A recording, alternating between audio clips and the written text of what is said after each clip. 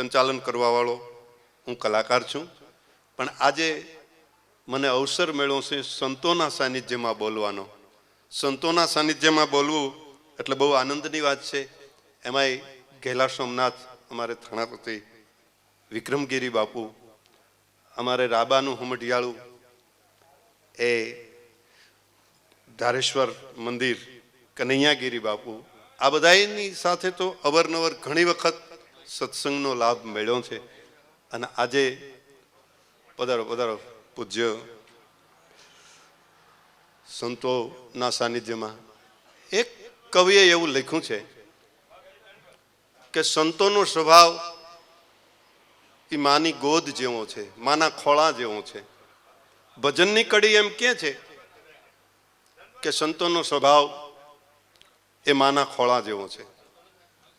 જેમ નાનું છોકરું હોય રોતું કકળતું માના ખોળામાં વ્યુ જાય, મા ખોળામાં બેહારી દે અને માથે મીઠો હાથ ફેરવે એટલે એ છોકરાને પછી જગતની બીક ન હોય. એ છોકરાને બીજો કોઈ ડર ન લાગે. શું કામ? કે માનો ખોળો મળી ગયો. માનો ખોળો આટલો બધો અભય હોય. તો એક કવિએ એમ કીધું કે માના ખોળા જેવો ને જેવો બીજો કોઈ ખોળો હોય તો એ સંતનો ખોળો છે. તો આપણને પ્રશ્ન થાય કે કઈ રીતે? તો નાનું છોકરું હોય ને કદાચ તોફાન કરતું હોય, કોઈ થોલ તાપલી કરે તો એ રોતું રોતું માના ખોળામાં જાય, મા ખોળામાં બેહારી દે, માથે હાથ ફેરવે એટલે છોકરું સાનું રહી જાય. છોકરાને અભયપદ મળી ગયું. પણ એનું એ છોકરું મોટું થાય, મોટું થયા પછી પોતે નિર્દોષ હોવા છતાં દોષી ઠેરાય, પોતે કાંઈ ન કર્યું હોવા છતાં સમય એને થપાટ મારે, ધંધો થપાટ મારે, એને એ નિર્દોષ હોવા છતાં દોષી ઠેરાવે, તો એને પછી માના ખોળામાં ન જઈ શકે. કારણ કે એની વય મર્યાદા, એ જુવાન થઈ ગયો છે, મોટો થઈ ગયો છે, એ સમાજની મર્યાદા નડે એટલે એ પછી માના ખોળાની માલપા ન થઈ શકે. તો કે એને જાવું ક્યાં? નાનો હતો ને કાંઈ દુઃખ પડે તો એ માના ખોળામાં વ્યો જતો હતો, પણ હવે મોટો થયો અને હવે દુઃખ પડે તો એને ક્યાં જવું? તો આ એક કડી એમ કીધું છે કે બીજો માના ખોળા જેવો કોઈ બીજો કોઈ ખોળો હોય, બીજું કોઈ શરણું હોય, બીજો કોઈ આશ્રય હોય, બીજું કોઈ જવાનું ઠેકાણું હોય તો એ સંતનું શરણું છે. અને ભજનની એક કડી એમ કહે છે કે એક ડગલું મેં એ આગળ જોયા જનનીથી જગ સંત. તો કે બેયમાં ફરક કેટલો છે? જનેતામાં અને સંતમાં ફરક કેટલો છે? તો ફરક કે આટલો છે કે એક ડગલું મેં એ આગળ જોયા જનનીથી જગ સંત, કે માં હુવડાવે સંત જગાડે, એ તો ભેળવી દે ભગવાન. સંતોનો સ્વભાવ છે એવો, જનેતાની ગોદના જેવો. સંતોનો સ્વભાવ છે એવો, જનેતાની ગોદના જેવો. અને તુલસીદાસે પણ એમ કીધું કે સાધુ ચરિત સુમ ચરિત કપાસુ, નિરસ બિસદ ગુણમય ફલ જાસુ. સાધુનું ચરિત્ર, સાધુનું ચારિત્ર એ તો કપાસના ફૂલ જેવું છે. પોતે ગમે એટલું દુઃખ સહન કરી અને બીજાનું રક્ષણ કરે છે, બીજાને ઢાંકે છે, બીજાના અવગુણને ઢાંકે છે. કપાસનું ફૂલ એ કંતાઈ જાય, કાપડ બને, લુગડું બને, અને એ પાછું બીજાની એબને ઢાંકે છે. એમ સંતો છે એ હંમેશા પોતે કષ્ટ સહન કરી અને બીજાને આશીર્વાદ આપે છે, બીજાને સાચો માર્ગ સીંધે છે, બીજાને જીવનનો આખો રાહ બતાવે છે. તમારે આ રાહે ચાલવાનું છે.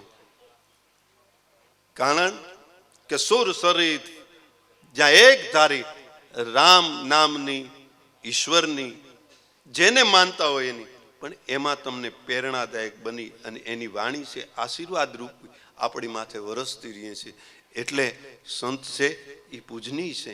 અને તુલસીદાસે તો એમ કીધું કે સંત છે ને, જે મહાન સંત છે, જે ભગવાધારી છે, જેને સંતનું બિરદ મળ્યું છે, એ તો એમ કહે છે કે એના માટે કોઈ નાનું નથી, કોઈ મોટું નથી. પધારો માવુમાં પધારો. એના માટે કોઈ નાનું નથી, કોઈ મોટું નથી. બંધહુ સંત સમાન ચિત, હિત અનહિત નહીં કોઈ. તુલસીદાસજી કે હું એવા સંતને વંદના કરું છું કે જેના માટે કોઈ નાનું નથી, કોઈ મોટું નથી, દરેક ઉપર આશીર્વાદ વરસાવે છે, એને હું વંદના કરું છું. જેવી રીતે ગુલાબનું પુષ્પ લઈ, ગુલાબનું ફૂલ લઈ અને તમે મસળી નાખો હાથથી, બે હાથને સુગંધી કરશે. એ ડાબા હાથ કે જમણા હાથનો ફરક નહીં રાખે. બંધુ સંત સમાન ચિત, હિત અનહિત નહીં કોઈ, અંજલિ ગત શુભ સુમન જમીન સમ સુગંધ કર દો. અમારા આશીષ દાદા ભટ્ટ આજનું એમને નવચંડી યજ્ઞ છેલ્લે બીડું ઉમાતું હું આવી ગયો દાદા હાજરી. એટલે આ કેવડું મોટું પેડ.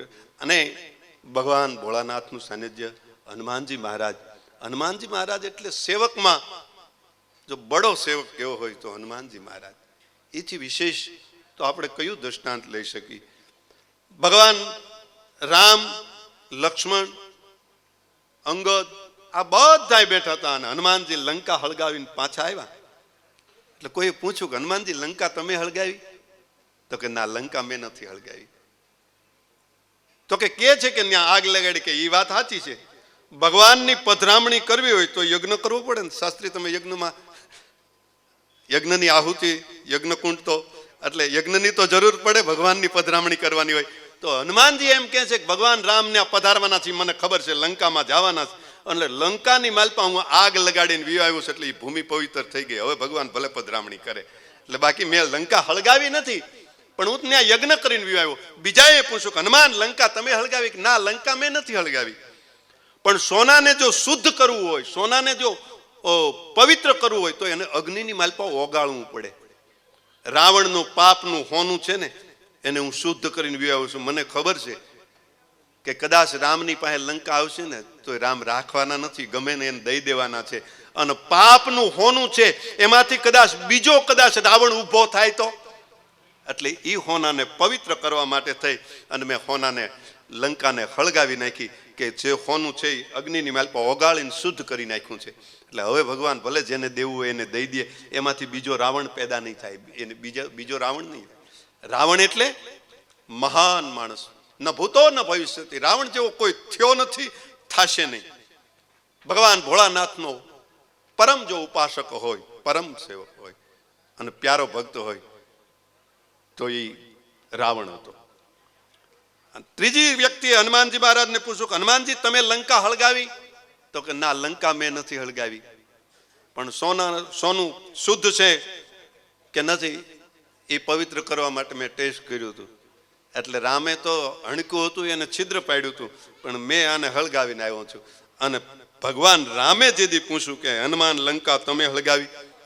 ત્યારે હનુમાનજીએ બહુ સરસ મજાનો જવાબ આપ્યો. કારણ કે રામ છે એ મર્યાદા પુરુષોત્તમ છે. નમામિ ભક્ત વત્સલમ કૃપાલ શૈલ કોમલમ ભજામિ તે પદામુજમ યકામિ નાસ્વધામદમ નિકામ શ્યામ સુંદરમ ભવાંબુનાથ મંદરમ પ્રફુલ્લ કંજ લોચનમ મદાદિ દોચ મોચનમ પ્રલભ બાહુ વિક્રમમ. મર્યાદા પુરુષોત્તમ છે, એની સામે જેવો તેવો જવાબ અપાય નહીં. એટલે કીધું પ્રભુ લંકા મેં નથી હળગાવી, લંકા 5 જણાએ હળગાવી. પધારો દાદા પધારો. બહુ સરસ મજાના સંતોની સભાનું સંચાલન કરે એવા અમારા બાબરાથી દાદા પધાર્યા છે. કે કોણે કે 5 જણાએ.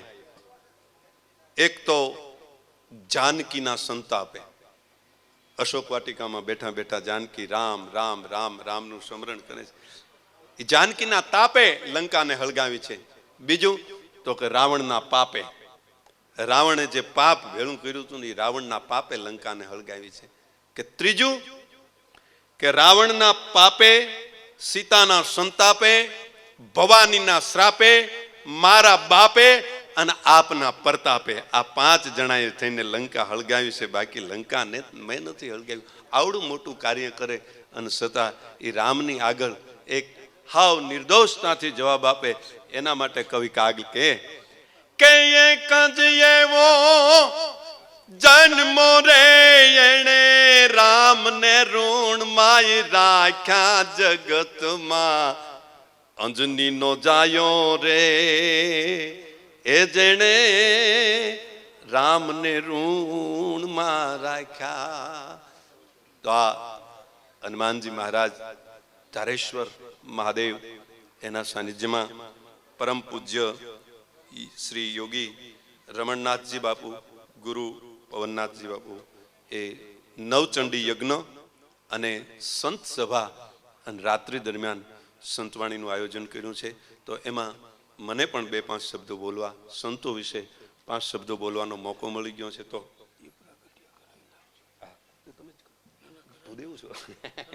હવે આગળનું સંચાલન દાદાને સોંપું.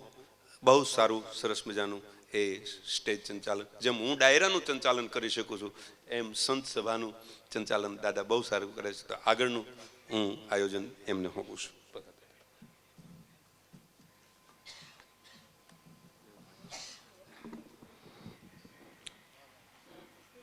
શિવ ગુરુ ગોરક્ષનાથાય નમઃ. વંદે દેવ ઉમાપતિ સ્વર્ગુરુ વંદે જગત્કારણમ વંદે પન્નગભૂષણમ મૃગધરમ વંદે પુષ્ણાંપતિ વંદે સૂર્ય શશાંક વહની નયનમ વંદે મુકુંદ પ્રિયમ વંદે ભક્તજનાશ્રયમ ચ વરદમ વંદે શિવમ શંકરમ. ભગવાન અનંત છે, નિરાકાર છે, નિરંજન છે એવા ભગવાન શિવના ચરણમાં વંદન કરી અને સભારંભે ગુરુર બ્રહ્મા ગુરુર વિષ્ણુ ગુરુર દેવો મહેશ્વર ગુરુ સાક્ષાત પરમ બ્રહ્મ તસ્મૈ શ્રી ગુરુવે નમઃ.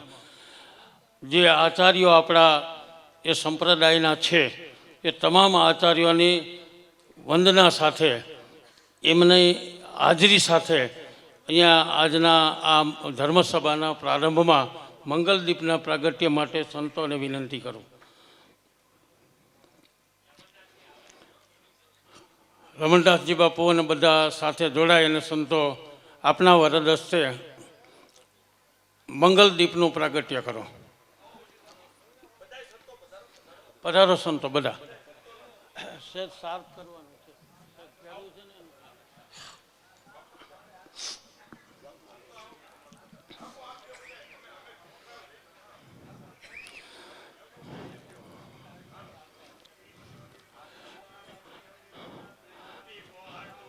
પાપમ શરણમ.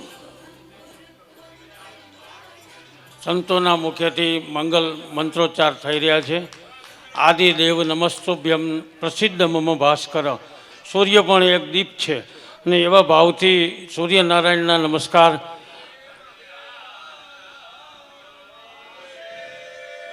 વહાર હર હર મહાદેવ. મહાદેવ જય પાર્વતી પતય.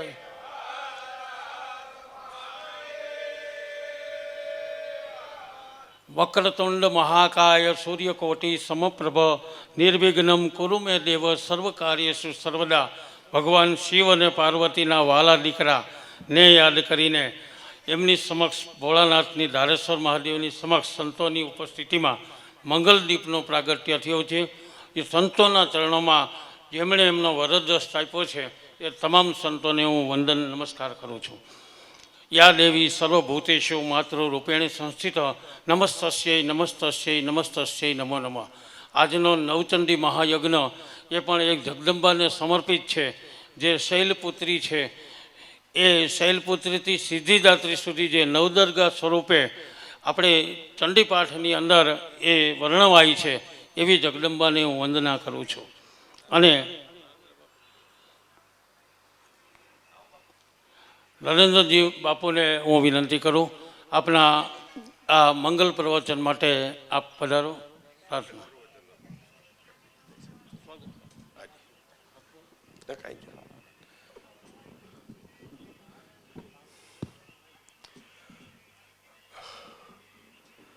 જંગવડ ગામ મુકામે ધારેશ્વર મંદિરના મહંત, વર્ષો જૂના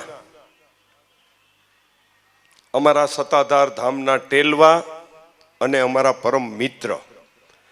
કારણ કે હું જ્યારે સત્તાધારનો સેવક હતો, અમે આગળ 3 જણા બેઠા બેઠા દાંત કાઢ્યા. મેં રમણનાથ બાપુએ અને અમારે ઢસા જીવાય સત્તાધાર બાપુ, મેં કીધું સત્તાધાર ધામના 3 ટેલવા એક જગ્યાએ અહીં બેઠા છે કીધું. અને એ બેઠા છે કેવી જગ્યાએ કે ધારેશ્વર મહાદેવના મહંત રમણનાથ બાપુ કે જે યોગી પુરુષ અને સાથે સાથે અમારી મૂળ પરંપરાઓ જે ગેબી પરંપરા, ઈ સંપ્રદાયનો જ્યારે વધારેમાં વધારે સંતો અહીંયા હાજર હોય ત્યારે એમના સાનિધ્યમાં અમને 3 જણાને બોહવા બેસવાનો મોકો મળ્યો. એ અમારી માટે તો ખૂબ ઉચ્ચ કોટીની વાત છે કે આ બધા અમારા વરિષ્ઠ સંતો છે. મૂળ ગેબી પરંપરા નાથ સંપ્રદાયમાંથી પ્રગટ થયેલું પીરાણું છે, નાથ સંપ્રદાયમાંથી. અને એના વડા સંતો અહીં બેઠા છે. તો એમના ચરણોમાં રમણનાથ બાપુ વતી શ્રી આપા ગીગાનો ઓટલો, ચોટીલા અને અમારે જીવાય સતાધાર, આ ત્રણેય વતી સમગ્ર ચરણો, સમગ્ર સંત વૃંદ જે મંચ પર બિરાજમાન છે અને સામે બિરાજમાન છે, આ સૌના ચરણોમાં અમારા દંડવત આપ સૌ સ્વીકાર કરશો. કારણ કે અમે કર્મે સાધુ થયા છે, આમાં ઘણા ધર્મે સાધુ છે. અમારી પરંપરાઓને ઉજળી કરનારા વડા સંતો અહીંયા બેઠા છે. કનૈયાગીરી, આ બધાના નામ લઉં ને તો આમાં હાંજ પડે. એટલે બધાય સંતોના ચરણોમાં દંડવત વંદન કરું છું. સાથે સાથે રમણનાથ બાપુ દ્વારા અવારનવાર નાના મોટા પ્રસંગો થતા હોય છે. આજે દિવાળી પછીની સ્કૂલ આજે જ ખુલી, એટલે સ્કૂલો પણ ખુલી ગઈ છે. છતાં પણ નવચંડી યજ્ઞ બાપુના મનની અંદર ઘણા સમયથી હતું, અને જે નવચંડી યજ્ઞ કરી અને ખાસ તો એમનો વિષય કે ભાઈ સાધુ સંતો આવે, સૌ સાથે બેસે, સત્સંગ કરે અને એમના આશીર્વાદ મળે, આ જ સૌથી મોટામાં મોટો રમણનાથ બાપુનો સંકલ્પ હોય છે. એટલા માટે આપ સૌ અહીંયા જે પધાર્યા, અને એનીથી પણ વિશેષ કે આપ સૌનો સન્માન કરવાનો જે કાર્યક્રમ થયો, કે સન્માનની અમોને જે લાભ આપ્યો, એ બદલ આપ સૌનો અમે ખૂબ ખૂબ રમણનાથ બાપુ વતી, ધારેશ્વર મહાદેવના મંદિર વતી આપ સૌના ચરણોમાં વંદન સાથે આપ સૌનું ખૂબ ખૂબ હાર્દિક સ્વાગત કરું છું. અને સાથે સાથે જે સંતો મહંતો પધારી રહ્યા છે તેઓના ચરણોમાં પણ દંડવત પ્રણામ સાથે અમારી વાતને અમે વિરામ આપીએ છીએ. આપ સૌ આ કાર્યક્રમ ધર્મસભાની અંદર ઉપસ્થિત રહ્યા તે બદલ આપ સૌનો આશ્રમ વતી ખૂબ ખૂબ હૃદયપૂર્વકનો આભાર માનીએ છીએ. અસ્તુ.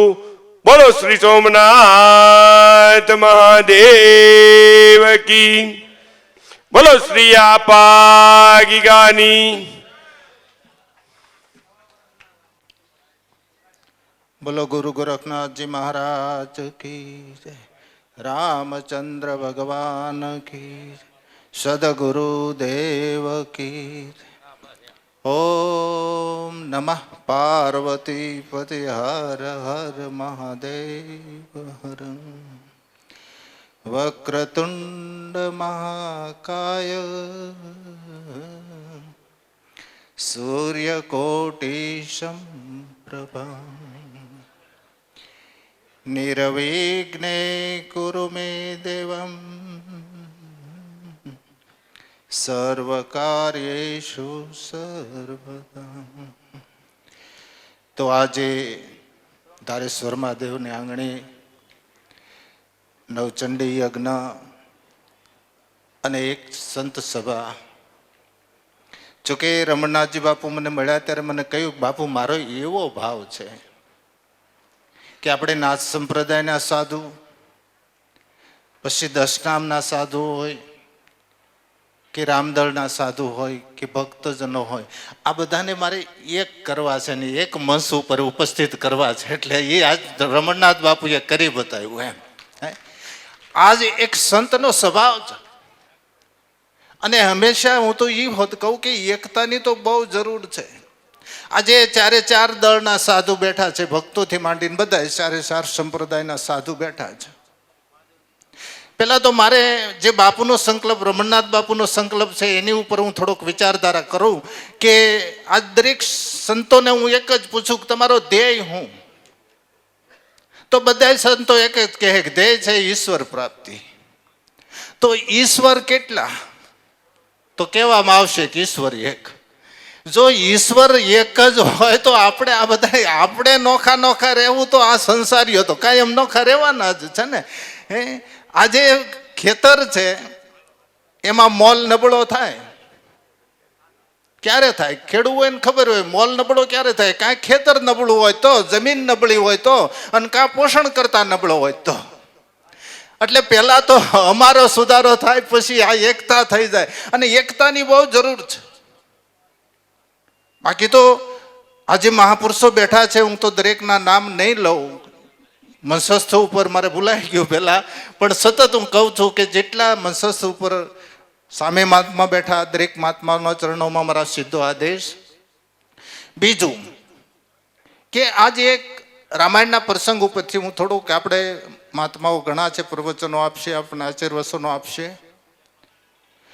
પણ હું હાવ સંક્ષેપમાં વાત કરીશ કે જ્યારે વશિષ્ઠ મહારાજ રામને દ્વારે જાય, જૈન બારણું ખખડાવે, ભગવાન રામ આવ્યા, દોડીને દંડવત કરીને હાથ જોડીને એટલા શબ્દો બોલ્યા હતા કે પરમાત્મા, ભગવાન, આજ મારું જીવન સાર્થક થઈ ગયું, આજે હું ધન્ય બની ગયો, આ શાસ્ત્રોનો નિયમ સાર્થક થઈ ગયો. એટલે વશિષ્ઠ મહારાજે કહ્યું, કેમ રાઘવ? કે બાપજી, શાસ્ત્રોનો નિયમ છે શિષ્યને ઘીરે ગુરુ, સેવકને ઘીરે સ્વામી. કોઈ સંત કે મહાપુરુષ જો વગર નિમંત્રણે આપણે આંગણે આવી જાય ને તો બાપજી એના ભાગ્યના દ્વાર ઉઘડવાના હોય તો આવે, નહીતર ન આવે.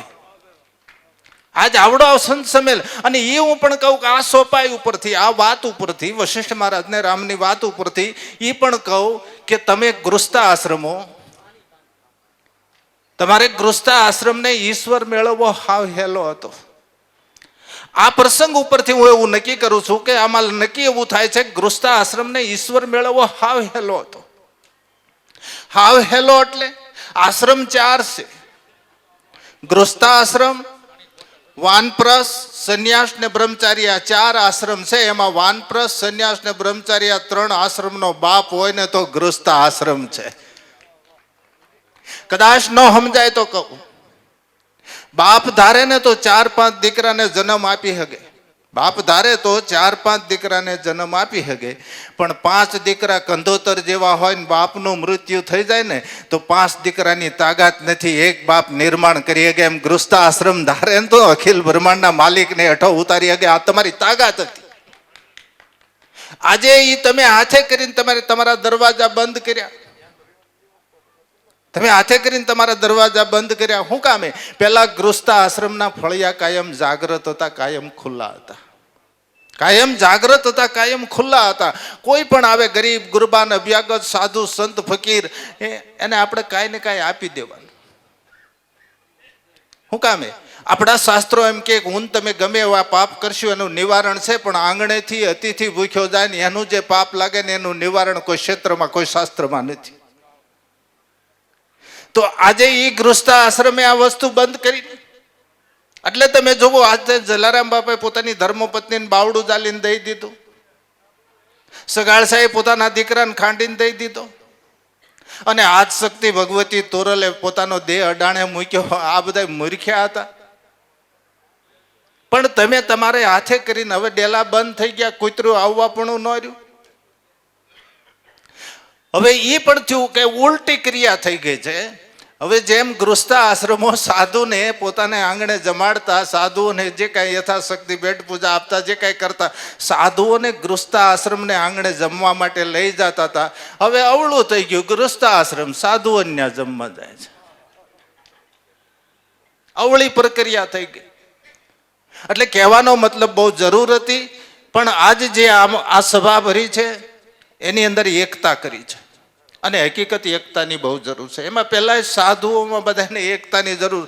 કાંઈ ને એકતા એટલે આજે જ્યાં જ્યાં ધર્મને હાનિ થાય, જ્યાં જ્યાં ધર્મનું નુકસાન થાય, જ્યાં જ્યાં ધર્મને ગ્લાનિર થાય, આવું જ્યાં ધર્મનું બને છે ને ત્યાં સાધુએ ઊભું રહેવું પડે છે. છતાં મિટિંગો તો ઘણી ભરાય છે પણ આવું ઓછું બને છે.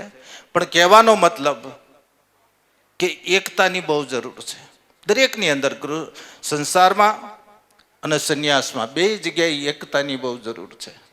જો તમે નોખા રહો ને તો એક દ્રષ્ટાંત આપો, તમે ફ્રૂટ માર્કેટમાં અંદર જાઓ, તમે જોજો કેળા કરતાં કેરી મોંઘી હોય, કેળા કરતાં સફરજન મોંઘા હોય, પણ તમે જાઓ ને લેવા એટલે કેરીની ચીર કાપીને દેહે ચાખો ન લ્યો તો કાંઈ નહીં, સફરજનની ચીર કાપીને દેહે ચાખો ન લ્યો તો કાંઈ નહીં, કેળાની લૂંગમાં જ કેળું કાપીને દીધું ચાખો ન લ્યો તો કાંઈ નહીં. કારણ કે ભીળા છે ને હાથ ન નખાય, ઓલા સૂટા પીડા છે ને એટલે બધા કાપે છે. એમ એકતા હશે, કોઈના બાપની તાકાત નથી તમારા હાથ તમારી ઉપર હાથ નાખી શકે. આજે આ બધું બને છે શું કામ? એકતા નથી એટલે એકતાની બહુ જરૂર છે, એકતામાં રહેવું. અને બીજું કે આજ જે મહાપુરુષો છે, સંતો છે, આજ પોતા એક જ, હું તો એમ કહું છું કે ભલે આપણે ઈશ્વર સ્મરણ કરવાનું હોય, આપણે ભજન કરવાનું હોય, પરમાત્માની આરાધના કરવાની હોય, પણ એ થાય કે ન થાય, પણ કાયમ માટે હું તો એટલું જ કહું છું કે પોતાની ઉપર નજર કરીને એટલું જોવે કે મેં શું પહેર્યું છે ને એટલું જ એને કાયમ યાદ રાખવાનું છે. મેં શું પહેર્યું છે એટલું જ યાદ રાખવાનું, અને એટલું યાદ રહે ને એટલે પોતાને ખબર પડી જાય હું કોણ છું. એટલે બહુ જવાબદારી, કારણ કે આપણી જવાબદારી છે. સમાજ સુધારક 5 વ્યક્તિ છે. એક સમાજ સુધારકમાં પહેલું નામ આવે માનું. માં છે એ આ જગતમાં સમાજ સુધારક છે. બીજું નામ છે સાધુ સંતો ને બ્રાહ્મણ, આ સમાજ સુધારક છે. ત્રીજું છે એ શિક્ષક, ચોથો છે એ સાહિત્યકાર છે, ને પાંચમો છે એ રાજા. આ 5ની જવાબદારી આ સમાજ સુધારકની છે. પાસે બહુ ધ્યાન રાખવું પડે, હાલવા માટે પણ ધ્યાન રાખવું પડે, બેહવા માટે પણ ધ્યાન રાખવું પડે, હું કોણ છું એ હોત ધ્યાન રાખવું પડે. એટલે મારે કહેવાનો મતલબ એ છે કે આપણે સાધુ છે એ એક ભૂલાઈ ન જવું જોઈએ. હું આ સમાજ સુધારક છું, હું સમાજ માટે કંઈક કરી રહ્યો છું. અને આ દેશ મંચસ્થ ઉપર ઘણા મહાત્માઓ એવા આપણા છે કે એની માટે, એકતા માટે, સમાજ સુધારક માટે અને કઈ મહેનત કરી રહ્યા છે, અને કરવી જોઈએ તો અમે આપણી ફરજમાં આવે છે. એટલે કહેવાનો મતલબ આ 5એ તો બહુ ખાસ ધ્યાન રાખવું પડે છે. તો હું બહુ સમય નહીં લઉં, આપણે ઘણા આશીર્વચન આપવા માટે ઘણા મહાત્માઓ છે, એટલે મારા પ્રવચનને હું અહીં પૂરું કરી. બોલો સદગુરુ મહારાજ કી.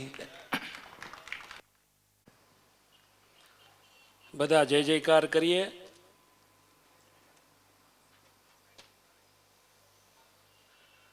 બોલીએ ધારેશ્વર મહાદેવ કી, ધારેશ્વર હનુમાનજી મહારાજ કી, સત સનાતન ધર્મ કી. તમારા બધા માટે સાંજે રમણ બાપુએ ખૂબ સારી રીતેનો પ્રસાદ રાખ્યો. શું કરો તમે આળસ કરો છો? બપોરે નથી જઈમાં તો કેમ ઢીલો ઢીલો અવાજ? બધા પ્રેમથી બોલો, બોલીએ સદગુરુ ભગવાન की, आज के आनंद की, अम्बे माद की, सब संतन की. ओम नमः पार्वती पदये, हर हर हर हर महादेव.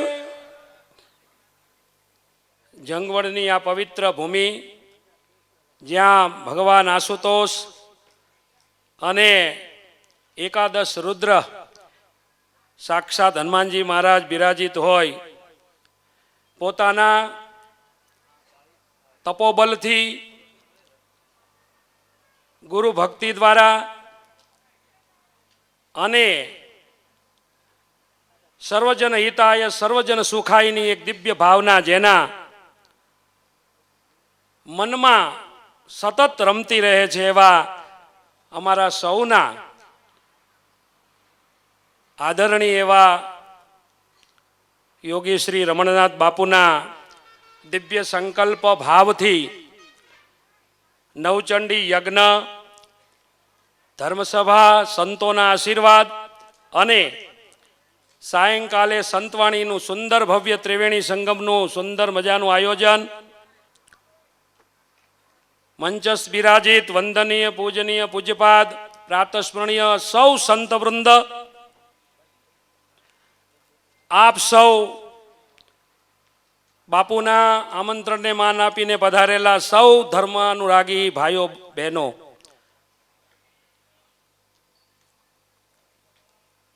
પ્રસ્તાવના દ્વારા અને વશિષ્ઠનાથ બાપુ દ્વારા એક સૂર એવો નીકળ્યો કે સાંપ્રત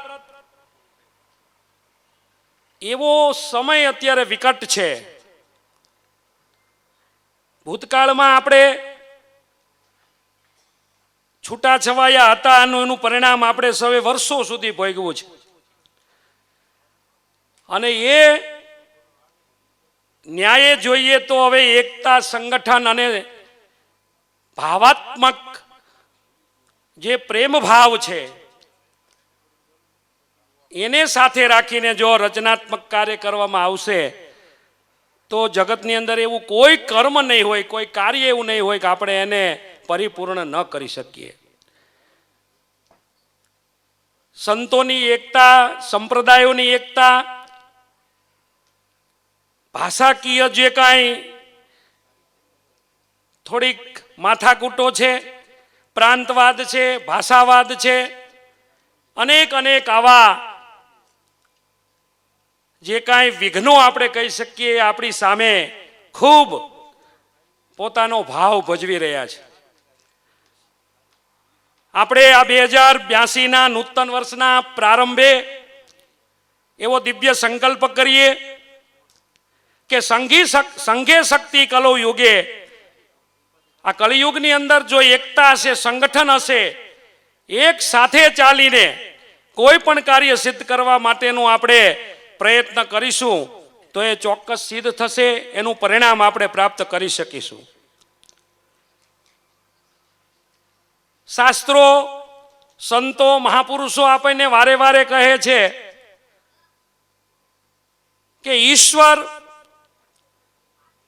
ના થઈ જવું, ગુરુ ના થઈ જવું, શાસ્ત્રો ના થઈ જવું, અને ગુરુ જે મને તમને માર્ગ બતાવે, ગુરુ ઉપદેશના માધ્યમથી જો આપણે કોઈ પણ કાર્ય કરીશું તો ચોક્કસ ઈષ્ટની, ગુરુની, બધાની જ આપણા ઉપર કૃપા ઉતરશે, એમાં કોઈ શંકાને સ્થાન નથી.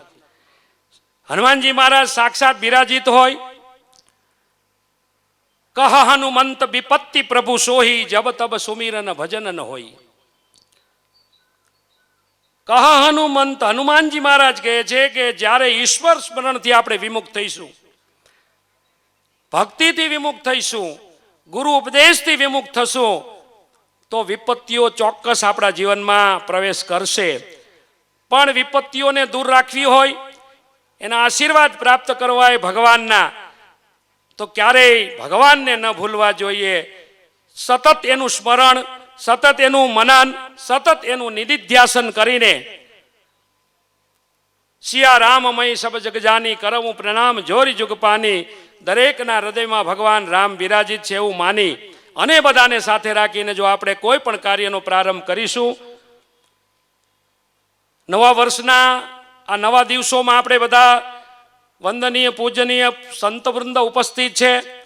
સંતોનો એક એવો સૂર છે કે આપણે બધા સાથે મળીને, અને રમણનાથ બાપુએ સંકલ્પ એવો કર્યો કે આ મંચ ઉપર જેટલા પણ સંતો, તમામ સંપ્રદાયોના સંતો ઉપસ્થિત થાય અને એક અવાજે એવી હાકલ કરે કે અમે બધા સનાતન ધર્મના રક્ષકો છીએ. સનાતન ધર્મની રક્ષા માટે, રાષ્ટ્રની રક્ષા માટે, ગૌ રક્ષા માટે અમે અમારી જે કાંઈ તાકાત છે તાકાત સાથે મળીને સહનાવવતુ સહનૌ ભુનક્તુ સહવીર્યન કરવા વહે તેજસ્વિના વધી તમસ્તુ મા વિદ્વિષા વહે. ઈ જે દિવ્ય ભાવના, જે આપણી દિવ્ય વૈદિક પરંપરાની જે દિવ્ય ભાવના છે, બધા જ પ્રશ્નોના નિરાકરણો શાસ્ત્રોએ બતાવ્યા છે, મહાપુરુષોએ બતાવ્યા છે. પણ એ જે કાંઈ ઉપદેશ છે, ઉપદેશને ચરિતાર્થ કરવા માટે આપણે એને અમલમાં મૂકવું પડશે, એને જીવનમાં ચરિતાર્થ કરવું પડશે. અને જ્યારે આપણે જીવનમાં ચરિતાર્થ કરશું ત્યારે એનું આપણે ચોક્કસ ફળ પ્રાપ્ત કરવા માટે અધિકારી બનતા હોય છે. સ્ટેજ સંચાલન અમારે ગઢવીજીએ ખૂબ સરસ વાતો કરી. સંતોના સ્વભાવની, અને વિશેષ કરીને જ્યારે નવચંડી યજ્ઞની વાત હોય ત્યારે મા એ મા છે. શંકરાચાર્યજી એમ કીધું છે કે જગતની અંદર બધામાં ફેરફાર થાય પણ મામાં ફેરફાર નથી થતો. કુપોત્રો જાય તો ક્વચિદપી કુ માતા ન ભવતી. શક્તિનું આરાધન, શિવનું આરાધન અને વૈદિક પરંપરાની જે આપણી દિવ્ય જે સંસ્કારોની પરંપરા છે, સંસ્કારોને અવગત કરવા માટે બાપુ એમ કીધું કે સમાજ હજી એક નથી, થોડોક વિખેરાયેલો છે. એ સત્ય હકીકત છે. આપણે બધાએ હિન્દુ ધર્મને સાક્ષાત કરવા માટે, એને પ્રતિપાદિત કરવા માટે પહેલા તો એવું જ આપણે માનવું પડશે કે ગર્વ છે કહો હમ સબ હિન્દુ એક હૈ. પહેલા આપણે બધા હિન્દુ છીએ, ભારતીય છીએ, સનાતનીય છીએ, સનાતન ધર્મના આપણે અનુયાયીઓ છીએ. અને જે આપણા શંકરાચાર્યજી મહારાજે, આદિ શંકરાચાર્યજી મહારાજે જે પંચદેવની સનાતનીય જે પૂજા પદ્ધતિનું જે નિરૂપણ કર્યું, એ કદાચ દેવની ઉપાસના, કદાચ વેશભૂષા કે માળા કદાચ અલગ અલગ હોય, પણ આપણી જે ઉપાસનાની જે એની જે પરિણામ સ્વરૂપ જો કોઈ વાત હોય તો એકોહમ બહુશ્યામ, એકમ સત વિપ્રહા બહુધા વદંતી. ભગવાન ઈશ્વર એક છે. એને વિદ્વાનો મહાપુરુષો અનેક અનેક સ્વરૂપે જેમ જેમ એમને જરૂર પડી એ રીતે અવતારો ધારણ કરી અને એને સ્વરૂપો ધારણ કર્યા. સ્વરૂપની ઉપાસનીય પદ્ધતિ અલગ અલગ છે, પણ અંતે તો બધા આપણે સનાતની છીએ. અને સનાતની ભારતીય હિન્દુ માનીને આપણે બધાએ સાથે મળીને સંગચ્છધ્વમ, સાથે મળીને જો આપણે આગળ વધીશું એકતાના ભાવ સાથે, તો આપણે ચોક્કસ પરિણામને પ્રાપ્ત કરશું. ઘણા સંતો ખૂબ અનેકવિધ ચળવળો ચલાવી રહ્યા છે. સાંપ્રત સમયમાં આપણી પાસે બે પ્રશ્નો એવા છે કે વહેલી તકે ભારત દેશને હિન્દુ રાષ્ટ્ર જાહેર કરવા માટે આપણે સૌ સંતોએ હાકલ કરવી જોઈએ અને એક મતે અવાજ કરવો જોઈએ કે ભારત દેશને હિન્દુ રાષ્ટ્ર જાહેર કરો અને ગૌ માતાને રાષ્ટ્ર માતા જાહેર કરવા માટે આપણે એક પ્રયાસ કરવો પડશે, એક સંકલ્પ કરવો પડશે. કારણ કે તમે વિશ્વમાં જાઓ, એક હિન્દુ દેશ નથી. નેપાળ એક હતો, એ પણ ભૂસાઈ ગયો. અને આપણે કેવલ ભારત હિન્દુ રાષ્ટ્ર છે એવું કહીએ છીએ, પણ ખરેખર જો આપણે એને બધી રીતે જો જોઈએ તો હજી ભારતને હિન્દુ રાષ્ટ્ર કરવું બાકી છે. એટલે સંતોને વિનમ્ર પ્રાર્થના છે કે સૌ સંતો સાથે મળીને આપણે સૌ પ્રાર્થના કરીએ. આશુતોષ માં જગદંબાને, હનુમાનજી મહારાજને પ્રાર્થના કરીએ કે આપણા જે કાંઈ રાજનેતાઓ છે, સંચાલકો છે, એને પ્રાર્થના કરીએ કે હિન્દુ રાષ્ટ્ર ભારત દેશને જાહેર કરવામાં આવે અને ગૌ માતાને રાષ્ટ્ર માતા જાહેર કરવામાં આવે. અનેકવિધ બીજા પ્રશ્નો ઘણા છે. એક પ્રશ્ન બાપુ આપ સંતોને હું અવગત કરવા માંગુ છું કે જે રજવાડામાં આપણને જે દિવેલિયામાં, બારખલીમાં કે જે એન કેન પ્રકારના જે મંદિરોને જમીન આપવામાં આવેલી, આજ દિન સુધી એ મંદિરોના પૂજારીઓને, મહંતોને કે એના જે કાંઈ કાર્યકર્તાઓને 7/12 ખેડૂત હક પ્રાપ્ત થયો નથી. એની ચળવળ ચાલુ છે. અમે વારે વિનંતી કરી છે કે કદાચ તમે એને વેચવાનો અધિકાર ન આપો, પણ એને 7/12 તો ખેડૂત તરીકેનો અધિકાર આપો, એને મંડળી મળે, એને કંઈક લોન મળે. આવી બધી જે વિટમણાઓ છે. બીજી અનેક બીજું મારા ધ્યાન ઉપર એવું આવ્યું છે કે જે ધર્મસ્થાનોને વીજળી એ કોમર્શિયલ બેઝ ઉપર આપવામાં આવે છે, તો હું એવું કહી શકું કે સૌ સંતોનો એવો અવાજ છે કે ધર્મસ્થાનોમાં ફ્રી વીજળી મળવી જોઈએ. કારણ કે ધર્મ હશે તો જ આપણો આખો દેશ ટકી શકશે. ધર્મ ટકશે તો જ આપણે ટકીશું, તો જ આપણા સંસ્કારો ટકશે, આપણી પરંપરા ટકશે. આપણી જે કાંઈ પરંપરા છે, જે કાંઈ આપણી રિયાસત છે, રિયાસતને અખંડને અવિચળ રાખવા માટે જો આપણે આ જે કાંઈ નાના પ્રશ્નો છે એ સૌ સાથે મળી, સંતો મળી એક અવાજે સંગઠિત થઈ અને આપણા જે અધિકારો છે, અધિકારો માંગવા માટે જો પ્રવૃત્ત બનશે તો નાના સંતોને પણ એક વાત બીજી, બાપુ નરેન્દ્ર બાપુ, મહાદેવગીરી બાપુ, કનૈયાગીરી બાપુ, નાથજી બાપુ, બધા બાપુ આપ તો ખૂબ ડિબેટમાં આવો છો, રાજકોટ અમારે નાથજી બાપુ. એક વાત ચોક્કસ છે કે આપણા જે નાના મંદિરો છે એ અનરેગ્યુલાઇઝ છે. એ બધા જ રેગ્યુલાઇઝ થવા જોઈએ, કારણ કે ઘણા બધા એવા પ્રશ્નો આવે છે. એટલે એના માટે પણ આપણે સાથે મળી અને આ જે કાંઈ નાના નાના આશ્રમો સંતો છે, તો આવી આપણે નાની નાની સેવા કરી અને સંતોના હિતરક્ષક બની. અમારી રાષ્ટ્રીય સંત સુરક્ષા પરિષદ, અખિલ ભારતીય સંત સુરક્ષા પરિષદ, ધર્મ સંસદ, આવી બધી અનેકવિધ સંસ્થાઓ છે, ગૌ સંસદ છે, આ બધી જ સંસ્થાઓ આ પ્રયત્નો કરે છે. આપણે સૌ બધા એમાં જોડાઈ, સૌ સાથે મળી, એકમત થઈ અને સાથે મળી અને જો આપણે આ કાર્ય કરવા એક સંકલ્પ કરશું, એનો પ્રારંભ કરીશું, તો મને એવું ચોક્કસ લાગે છે કે આપણે આપણો સંકલ્પ સિદ્ધ કરશું. કંઈક અંશે આપણે કંઈક માનવ દેહ મળ્યો છે, મોંઘો મનુષ્ય નહીં મળે વારંવાર, કે ભાઈ તું ભજી લે ને કીર્તાર, ભગવાનને ભજતા ભજતા કંઈક માનવ સેવા થાય, કંઈક સમાજનો ઉદ્ધાર ને વિકાસ થાય, એવી મંગલ કામના સાથે મારી વાણીને વિરામ આપું છું. સર્વેત્ર સુખિનઃ સંતુ સર્વે સંતુ નિરામયઃ, સર્વે ભદ્રાણી પશ્યંતુ મા કચિદુઃ ભાગ ભવેત. ઓમ શાંતિ શાંતિ શાંતિ. રમણ બાપુને ખૂબ ખૂબ ધન્યવાદ. આવું સુંદર મજાનું કાર્ય કર્યું, સૌ સંતોને બોલાવ્યા, અમને બોલવાની તક આપી. એના ચરણોમાં, આપ સૌના ચરણોમાં ખૂબ ખૂબ વંદન સાથે મારા ઓમ નમો નારાયણ. જય ગિરનારી, જય માતાજી.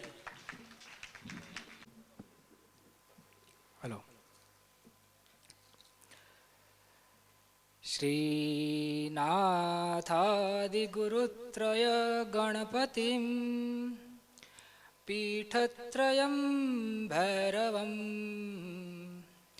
सिद्धोगं वटुकत्रयं पदयुगं दूतीक्रमं मण्डलं वीराज्ञाचतुष्षष्टिनवकं वीरावली पंचकं श्रीमन्मालिनी मंत्रराजसहितं वन्दे गुरोर्मण्डलं, वन्दे गुरोर्मण्डलम्.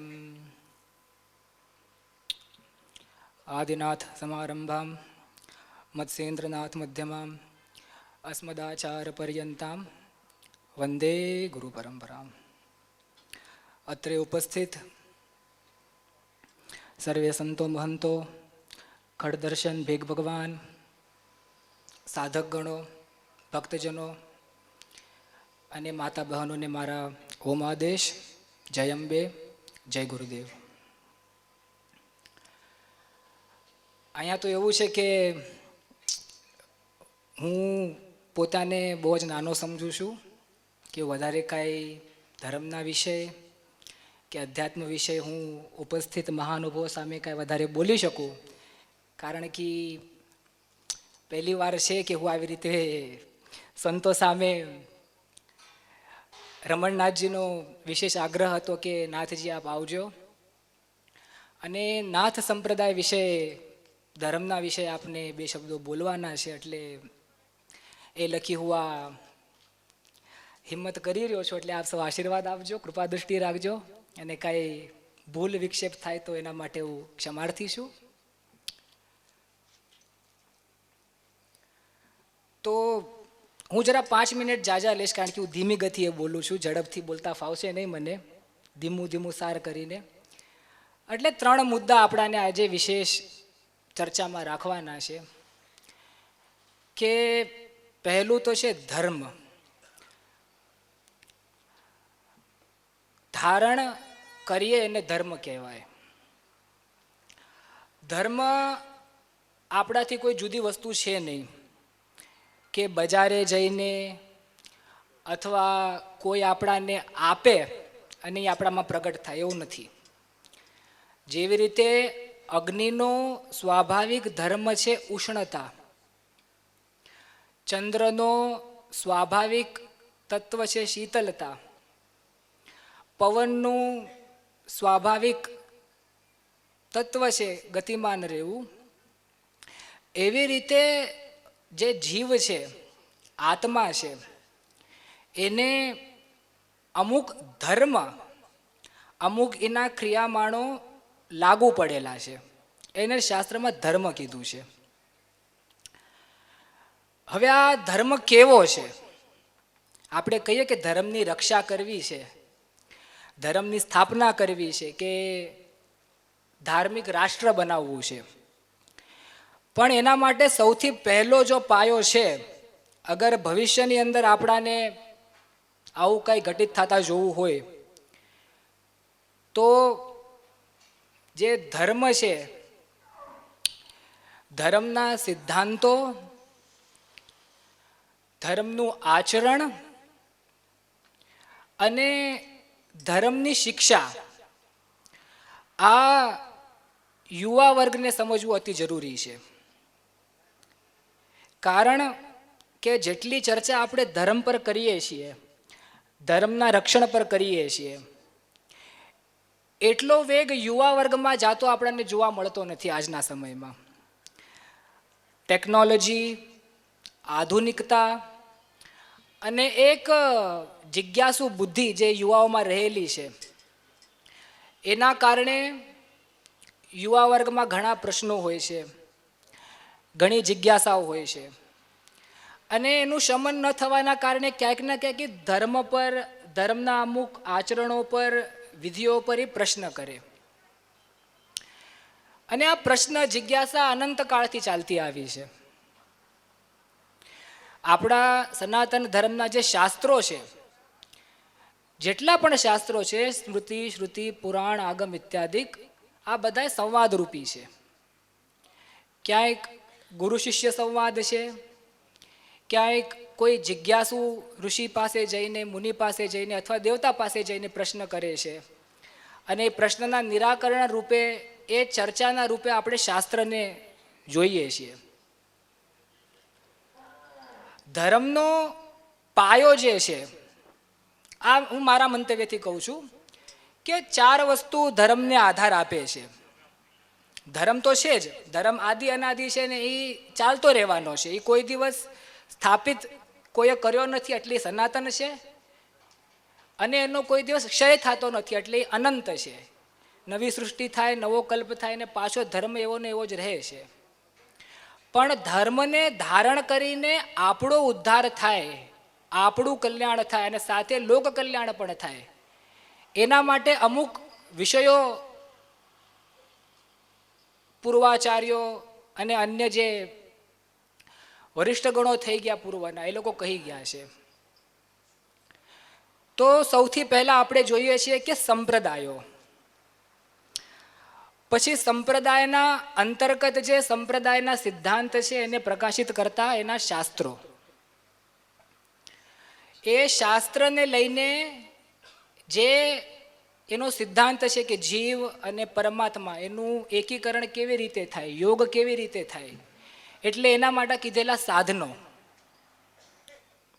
અને આ સાધનોને અનુભવમાં કરનારા, પ્રેક્ટિકલમાં કરનારા એટલે સાધુ. સંપ્રદાય થકી શાસ્ત્ર, શાસ્ત્ર થકી સાધના, અને સાધનાને કરનારા એ સાધુઓ. એટલે સાધુઓ આ ધર્મનું મુખ છે. ધર્મનું સ્વરૂપ જોવું હોય, ધર્મને સમજવું હોય તો આપણને સાધુઓને જોવા. સાધુઓ પાસે જઈને બેસો એટલે તમને ધર્મનું સ્વરૂપ સમજે કે શાસ્ત્ર શું છે, સંપ્રદાય શું છે, સાધના શું છે. અને એવા અનેકો સંપ્રદાયો પરમાત્માએ જીવના કલ્યાણ માટે, લોકના કલ્યાણ માટે પોતે જ વિવિધ અવતારો લઈને, વિવિધ આચાર્યોના રૂપમાં આ સંપ્રદાયો સ્થાપિત કરવામાં આવ્યા છે. એની અંદર હું જે સંપ્રદાયથી આવું છું, અમારા પૂજ્ય રમણનાથજી જે સંપ્રદાયથી આવે છે, અને અહીંયા ઉપસ્થિત ઘણા મહાનુભાવો નાથ સંપ્રદાયના યોગીઓ છે, અને રમણનાથજી બાપુનો આગ્રહ હતો કે નાથ સંપ્રદાય વિશે આપના મંતવ્ય પરથી કાંઈ બોલજો.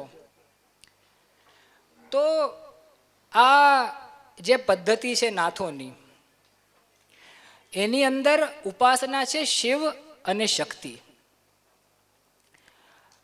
શિવ શક્તિ કઈ રૂપે કે જગતની અંદર જેટલી વસ્તુઓ દૃશ્યમાન છે, સ્થૂળ, સૂક્ષ્મ અને કારણ શરીરના અંદર, આ બધાય વિષય, વસ્તુ, વ્યક્તિઓ અને જેટલી જીવ જગતનું જડ ચેતન આપણને દેખાય છે, એ ચરાચરની અંદર આ શિવનો વાસ છે. અને એ જે શિવ તત્વ છે એ ચૈતન્ય રૂપી છે, એ અકર્તા છે, એ પૂર્ણ છે પોતામાં. પોતે પોતાના આનંદમાં રહેલો, અવ્યક્ત અને અલગ છે, એનું કોઈ લક્ષ્ય સાધતા ન આવે એવું નિરંજન, નિરાકાર, નિરામય જે સ્વરૂપ છે ભગવાન શિવનું. આદિમાં જ્યારે કંઈ નહોતું, શૂન્યાકાર હતું, નથી સૃષ્ટિ, નહોતા સૂર્ય, નહોતા ચંદ્ર, નહોતા આકાશ, કંઈ નહીં, માત્ર એક ભગવાનની સત્તા હતી. હવે જો એવી અવસ્થા હોય તો આ સંસાર, આ જગત, આ બધી વ્યવસ્થા ભગવાને શું કામ ઊભી કરી? તો એનો ઉત્તર છે કે એની ઈચ્છા માત્રથી. ભગવાન અવ્યક્ત ભાવથી જ્યારે ઈચ્છા કરે છે અને એ પોતાનું જ સ્વરૂપ પોતે નિરખે છે, અને એ જે એનું નિરીક્ષણ છે અને એ નિરીક્ષણ થકી જે એ સમજે છે શિવ પોતે, અને એ ઈચ્છા થકી એને જ્ઞાનનો ઉદ્ભવ થાય છે એવું શાસ્ત્ર કહે છે. અને એ જ્ઞાન થકી ભગવાન ક્રિયામાણ થાય છે, ક્રિયાને સંલગ્નિત થાય છે. નિષ્ક્રિયથી ક્રિયામાણ થવાના કારણે સૃષ્ટિની ક્રિયા આરંભ થાય છે. એટલે નાથ સિદ્ધાંતના અનુસાર એક જે શિવ તત્વ છે એ પોતાનું વિસ્તાર કરે છે, એકોહમ બહુશ્યામથી પોતાનું વિસ્તાર માત્ર કરે છે અનંત અનંત જીવના રૂપમાં. હવે માયા અને અન્ય પ્રભાવના કારણે એ શિવ તત્વ ગર્ભમાં જન્મે છે, અને ગર્ભમાંથી જન્મ થયા પછી એ પોતાના નિજ સ્વરૂપને ભૂલી જાય છે. અને આ ચાલતું આવે છે, યુગો યુગોથી માણસો જન્મે છે, માણસો ભૂલી જાય છે. ટૂંકમાં કરું છું કે જે આપણે અહીંયા ભગવતીનું ઉપાસન જોયું, નવદુર્ગાનું, ચંડી યાગ અને ધર્મનો વિષય, તો ધર્મને આધાર શક્તિનો છે. ચરાચર સંપ્રદાયની અંદર શક્તિ ઉપાસિત છે, શક્તિની જ ઉપાસના બધા કરી રહ્યા છે. રામાનંદી સંપ્રદાય હોય, નાથ સંપ્રદાય હોય, કોઈના કોઈ રૂપમાં શક્તિનું ત્યાં ઉપાસન રહેલું છે. શક્તિના માધ્યમથી આપણે શિવ તત્વને પહોંચીએ છીએ. અને એ પરંપરાની અંદર ભેદ દૃષ્ટિ નથી, સાંપ્રદાયિક ભેદ આજકાલ એવું થઈ ગયું છે, શૈવ, વૈષ્ણવ ઇત્યાદિ ઇત્યાદિ. શાસ્ત્રોમાં એક શ્લોક આવે છે, આ શ્લોક બોલીને હું પૂર્ણ કરું છું. એમ કહેવાય છે, અંતઃશાક્ત બહિર્શૈવ સભાયાનામ વૈષ્ણવ મતા નાના રૂપ ધરંતી કૌલા વિચરંતી મહિતલે. તો જે નાથ યોગી છે એ અંદરથી શક્તિના ઉપાસક છે, બહારથી એનું જે સ્વરૂપ છે એ શિવ ઉપાસકનું છે, અને સભાની અંદર, સમાજની અંદર એ વૈષ્ણવ રૂપે રહેલો છે.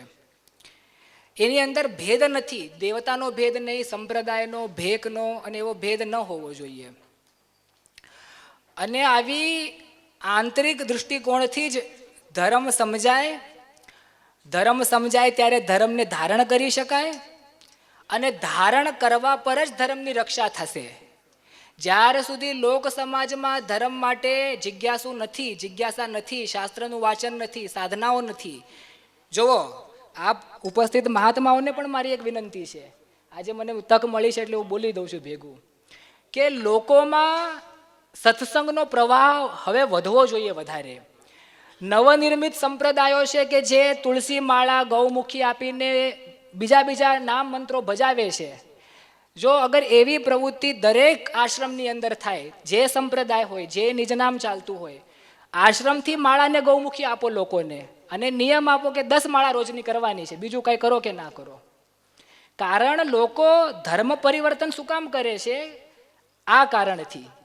જ્યાં માળા, કંઠી, તિલક, વિવિધતા, દિવ્ય મંદિરો, દિવ્ય વિગ્રહો દેખાય ત્યાં લોકોને આકર્ષણ થાય છે. તો જેવો સમય છે એ સમય અનુસાર આપણાને સંસાધન વાપરવા જોઈએ, એ પ્રમાણે પ્રવૃત્તિ થવી જોઈએ. અને નીચેથી નીચેના પાયાના જે લોકો છે કે જે નથી વધારે કાંઈ કરી શકતા, એને પણ માળાની, સ્મરણની, ભજનની ટેવ પડે થોડી બહુ, તો ત્યાંથી ધર્મનો પાયો રચાતો જશે. ધનાઢ્ય લોકો ધર્મનું આચરણ કરે ઠીક છે, પણ બાકીની જે જનતા છે ત્યાં સુધી પણ એ વિષય પહોંચવો જરૂરી છે. એટલે ઉપસ્થિત સર્વોને મારી વિનંતી, દંડવત પ્રણામ, કે શક્ય એટલું સામાન્ય જનસંતાનની અંદર પણ આપણાને આજનો સમય એવો છે કે સાધનાનું મહત્ત્વ અને યોગનું મહત્ત્વ પહોંચાડવું જોઈએ, જેથી બધા લોકો ધર્મને જોડાય, પ્રબળતાથી જોડાય. અને આવનારા સમયમાં યુવા વર્ગ છે એમાં પણ ધર્મની જાગૃતિ વધે એવી આશા કરું છું. ઉપસ્થિત સર્વોને મારા સપ્રેમ પ્રણામ. જય ગિરનારી, જય ગુરુ, ઓમ આદેશ.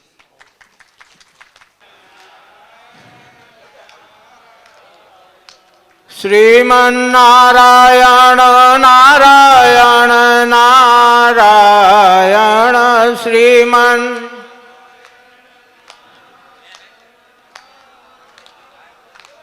શ્રીમન્નારાયણ નારાયણ નારાયણ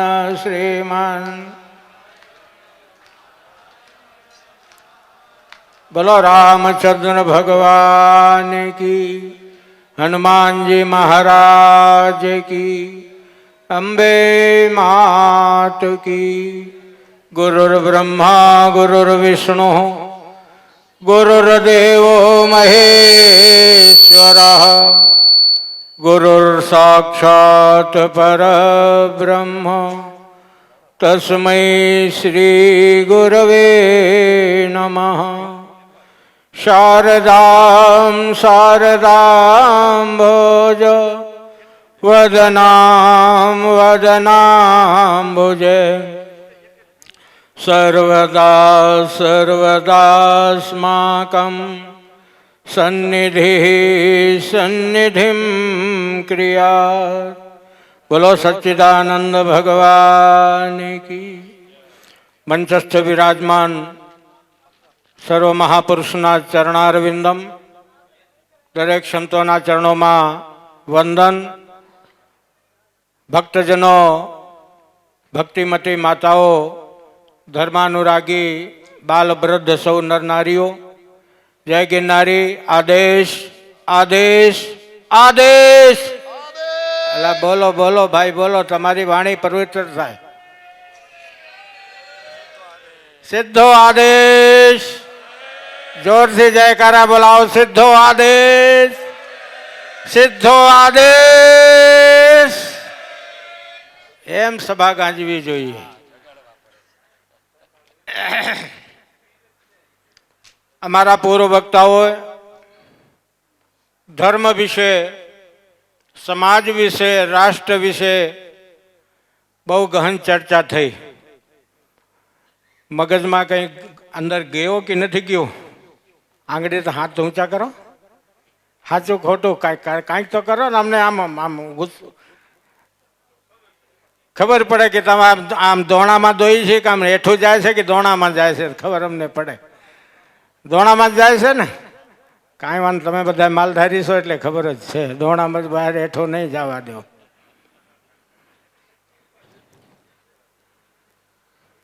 શાસ્ત્રમાં કીધું ધનાત ધર્મમ તતઃ સુખમ. ધર્મ, અર્થ, કામ અને મોક્ષ, આ ચાર રસ્તાઓ બતાવ્યા છે. પહેલા તમે ધાર્મિક બનો, પછી અર્થનું ઉપાર્જન કરો. પૈસો તમને પ્રાપ્ત થાય પછી તમે ધર્મ કરો, અને ધર્મ કર્યા પછી તમને સુખની પ્રાપ્તિ થાય. આ સિવાય બીજો કોઈ રસ્તો જ નથી. આ સંતો તમને એટલું જ કહેવા આવ્યા છે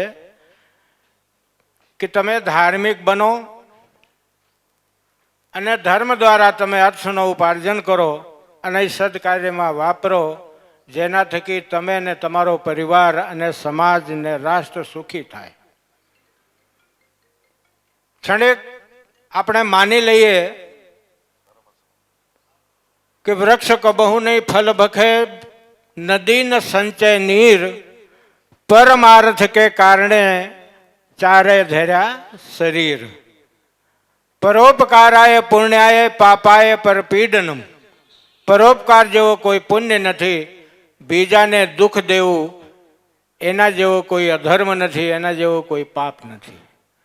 લગભગ 10 વર્ષથી છોકરાથી લઈને 100 વર્ષની આયુ સુધીને વ્યક્તિને દરેકને ખબર પડે છે કે અગ્નિમાં હાથ નાખો તો દાજી જવાય. બરોબર છે ને? અગ્નિમાં તમે હાથ નાખો તો દાજી જવાય કે ન દાજી જવાય? દાજી જવાય ને, બધાને ખબર પડે છે. અગ્નિમાં કોઈ નાખે છે હાથ?